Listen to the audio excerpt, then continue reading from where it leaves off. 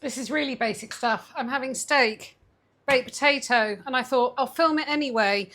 I like small potatoes, and I'm not going to eat 4, but I'm going to cook 4 because baked potatoes also make fantastic mash. So the way I prepare my baked potato is I prick it a little bit, drench it in oil, quick edit while I wash my hands, and generous amount of salt. And they are going in the oven at 200 degrees for about 40 minutes.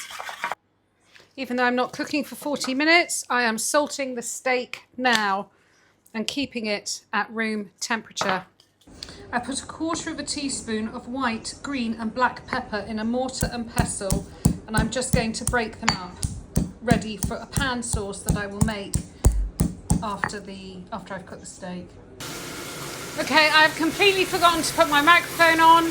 I've got a steak in the pan that I have rubbed with duck fat. The pan was dry. I seared the fat first for a couple of minutes, and now I'm cooking it for 3 to 4 minutes on each side. It's a sirloin steak. I hope that's everything I've missed. I can't believe I didn't have my microphone on. And the other tip is, remember, do not put pepper on your steak because it will burn. We're going to add the pepper later. In fact, we're going to have a pepper sauce. In the end, this only had 3 minutes on each side, and its internal temperature was 52 degrees, which is rare. And I know that by resting it, it will go up a couple more degrees. Drain off the excess fat from the pan, and we will make a pan sauce.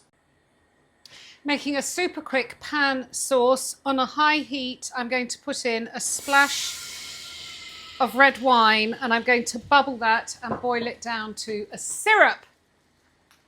Scrape the bottom of the pan to get any stuck on bits of meat. This might be really wrong, but I'm saving these pan juices to pour on my baked potato. While the red wine is bubbling, tip in the pepper. I've taken the potatoes off the tray that I'm resting the meat on, and I've put them in an enamel bowl, and I'm going to put these in the oven just to stay warm until I'm ready to eat.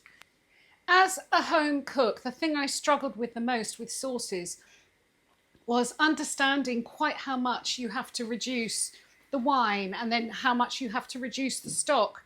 The chefs say to reduce it, but nobody ever shows you. So I hope this will show you. It is now barely covering the bottom of the pan. So now I'm going to pour in, I've got a little bit of chicken stock left.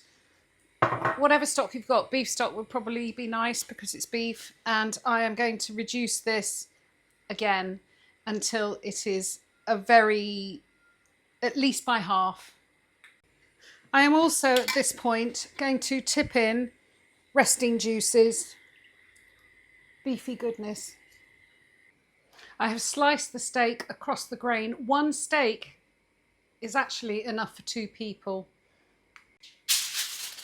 Cover it with foil and keep it warm. I've made a salad, which I'm going to dress with actually a raspberry vinaigrette, which is on my fig recipe. This was left over. Finishing off the sauce with a splash of cream. That's about 100 ml. Oh, I'm going to put it all in. That was about 150 ml. Give it a stir and reduce again. It doesn't need any salt because there was salt in the meat. There is salt in the sauce. The sauce will only take a minute or 2 to cook. Doesn't matter how cool the steak has got because the sauce is hot. Spoon the sauce over. I've got a salad that I've made. I think I've talked about that. I am going to pour on the beef juice into that baked potato. And there we have it. Steak, salad and roast potato.